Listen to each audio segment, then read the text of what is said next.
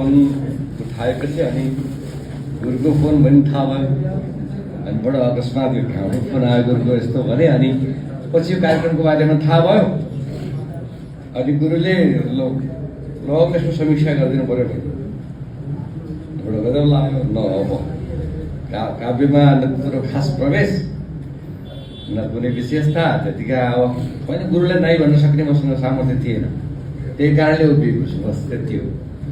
र पुस्तक अगाडि आइसकेपछि पुस्तक हामी सबैले हेर्नेछौँ पढ्नेछौँ र अलिक गाह्रो लागिराखेको थियो दिएको जिम्मेवारी निर्वाह गर्नका लागि।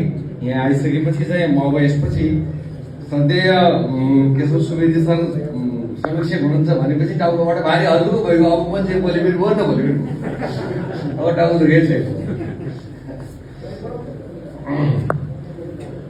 यो दाङ महिमा यो काव्य हाम्रो अगाडि परेको छ। यो सबै जम्मा सामान्यतया चिनारी म गराउन चाहन्छु। 237 पृष्ठको एउटा कविता सङ्ग्रह हो। यो मध्येमा चित्र परिशिष्टका भागहरू छन्। 20 पृष्ठको चित्र छ, परिशिष्ट 27 पृष्ठ छ र काव्य पृष्ठ चाहिँ काव्यको जो पृष्ठ छ त्यो 90 पृष्ठको छ गरेर 137 पृष्ठ छ। अनि त्योभन्दा अगाडि दुईटा गुरुको आफ्नो लेखन र यो काव्यप्रतिको भूमिका चाहिँ श्रद्धेय जगत सरले लेख्नु भएको छ। ती चाहिँ 60 पेज 40 पेजका भूमिका छन् दुईटा र सरस्वती पढ्यो हेरेँ। अब गुरुसँगको व्यक्तिगत सम्पर्क व्यक्तिगत सम्बन्ध उहाँको बारेमा थाहा पाउने कुराहरू पहिलेदेखि नै थियो। उहाँप्रतिको एउटा हृदयमा श्रद्धाभाव पहिलेदेखि नै हो। एउटा सात्विक व्यक्ति, सकारात्मक व्यक्ति, इष्टवान व्यक्ति, पारदर्शी व्यक्तित्व सबै उहाँका विशेषताहरू हुन्। शास्त्रमा प्रवेश, संस्कृतप्रतिको सेवामा समर्पण, संस्कृत विश्वविद्यालय स्थापना र यसलाई योजना बनाउनका निमित्त सुरुदेखिका गीतकारले हुँदाखेरिका गुरुका योगदानहरू हामीले सुन्दै आएका हौँ। ती सबैले उहाँप्रति एउटा श्रद्धाभाव हाम्रो हृदयमा सबैको मनमा छँदैछ। अनि अझ खुसी लागेको कुरा के भने उहाँका यी काव्यहरूमा यो काव्य एक किसिमले भन्ने हो भनेदेखि कविताहरूको सङ्ग्रह हो। कविताहरूको सङ्ग्रह छ। यो सङ्ग्रहमा 30वटा कविता सङ्ग्रहित छन्। पहिलो गुरुवन्दना छ अनि तेस्रो दाङ महिमा छ। यो दाङ महिमा सबैभन्दा ठुलो छ, त्यसकारणले यो यसको नाम पनि दाङ महिमा रहेको होला। यसमा 168 पद्य छन्। विभिन्न शीर्षकका शास्त्रीय छन्दहरू साधु विघटेन सग्दरा मन्दा क्रान्ता लगाएर उपशीर्षकहरू पनि छन्। त्यसकारणले यो दाङ महिमा भन्ने यसको नाम रहेको होला।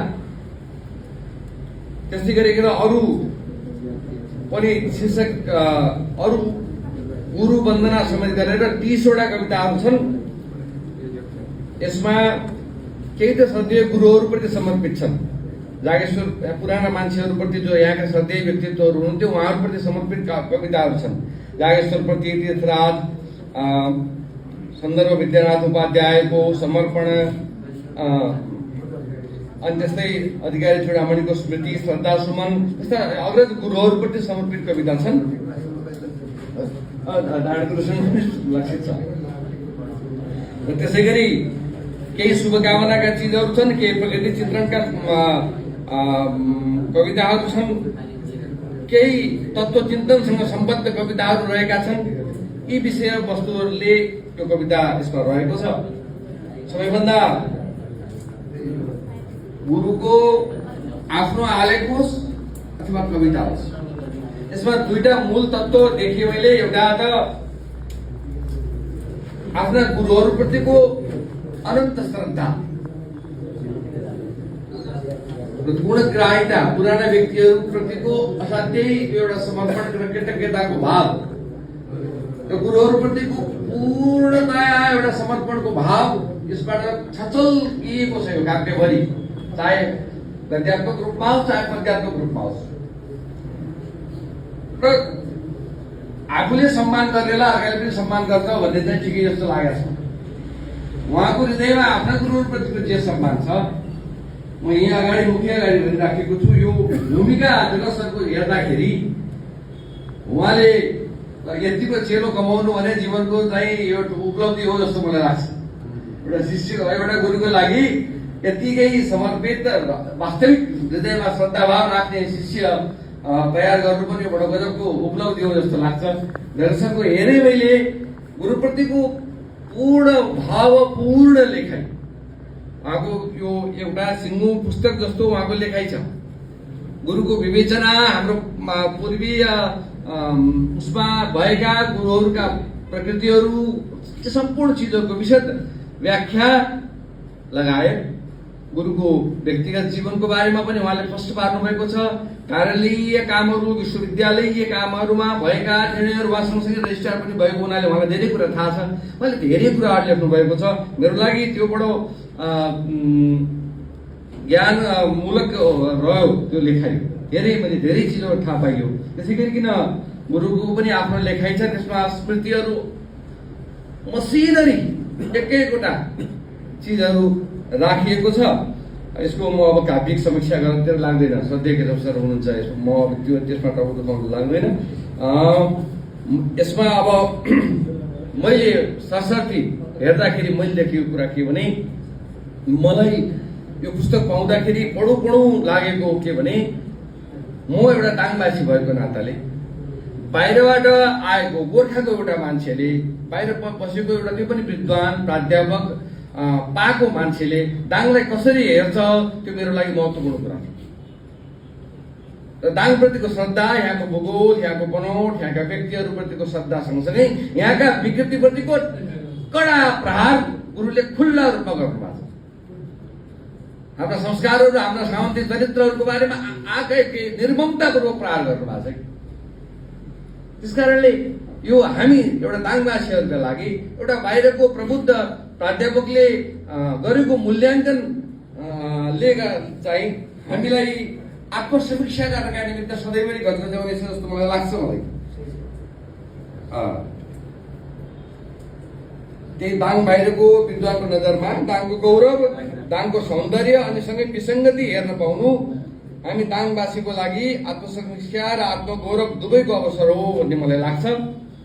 यहाँ केही दिव्य काव्यका छन्। दाङलाई एउटा व्यक्तिको रूपमा, एउटा सुन्दर आमाको रूपमा भनौँ, स्त्रीको रूपमा, महिलाको रूपमा, देवीको रूपमा व्याख्या गर्नुभएको छ गुरुले। क्या राम्रो पटुकी विशेष जसका डाँडा चुरे पर्वत, राप्ती औ बबई नदी तुई जहाँ पाऊ दरा ख्यापित, खोला अर्जुन ग्वार हात दुईटै काला र चौवा पनि, उनी अङ्ग सबै मिलेर त बन्यो यो दाङ भूपावनी। यस्तै मिठा मिठा काव्यहरूले यहाँ भर दिनुभएको छ। यहाँ प्रसङ्ग निक्लिएको छ। मेरो असाध्यै हजुरबा टेकराम गौतमसँगको प्रसङ्ग उहाँले के अरे सञ्चालन गर्नुभएको, अथवा उहाँले चिन्ता व्यक्त गर्ने जङ्गलको पानीको त्यसलाई पनि यहाँले उल्लेख गर्नुभएको थियो गुरुले। एक्लै तर्न सकिन्न थियो हिउँदमा खोलो त त्यो अर्जुन, अहिले बालक तर्न सक्छ सजिलै यो दुःखको सूचना।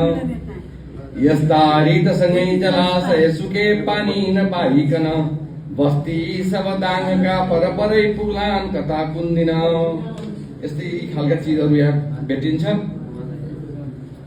र सँगसँगै संस्था बिग्रिएका धेरै चिन्ताहरू छन्। समृद्ध काव्यदेखि लिएर साना साना योजनाहरूलाई पनि उहाँले काव्यमा राखिदिनु भएको छ। उहाँले यस्तो सुन्दर घर सटर बनाउनु पाए हुन्थ्यो भन्ने भाव पनि उहाँको कहीँ भेटिहाल्छ। फेरि मतलब एकदम समुन्नत काव्यिक चिजदेखि सामान्य व्यावहारिक कुराहरू समेत काव्यभित्र उहाँले राख्नु भएको छ।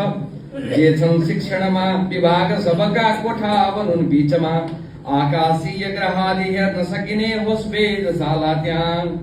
त्यसकै दक्षिण उत्तरैतिर नयाँ बाटो खुलाइकन बन्दा लस्कर तातिथि सटरका बढ्दैन ध्ययार्जन। यसरी सम्पूर्ण व्यावहारिक रूपमा गुरुले उल्लेख गर्नुभएको छ। यहाँ आफूसँग भएका समस्याहरू, आफूले दिएका दुःखहरू र आफूले गर्नु भएका सपनाहरू, आफूले काम गर्न सकेका कुराहरूदेखि सबै चिजहरूलाई काव्यमा एउटा समुन्नत रूपमा, परिष्कृत रूपमा गुरुले राख्नु भएको छ। दाङको एउटा चिनारीको रूपमा एउटा सिङ्गो एउटा प्राध्यापक, त्यो पनि संस्कृतप्रति समर्पित प्राध्यापकले आफ्नो लामो उमेर यो कार्यकालमा, आफ्नो प्राध्यापकीय कार्यकालमा, आफ्नो 2 पटकको कुलपतिको कार्यकालमा अनुभव गरेका, भोगेका समस्या, उपलब्धि र चुनौती सबैलाई काव्यिक रूपमा प्रस्तुत गरेर हाम्रो अगाडि राखिदिनु भएको छ। दाङवासीको तर्फबाट व्यक्तिगत रूपमा गुरुप्रति हार्दिक आभार व्यक्त गर्दै म आफ्नो बाणीलाई विराम दिन चाहन्छु। धन्यवाद।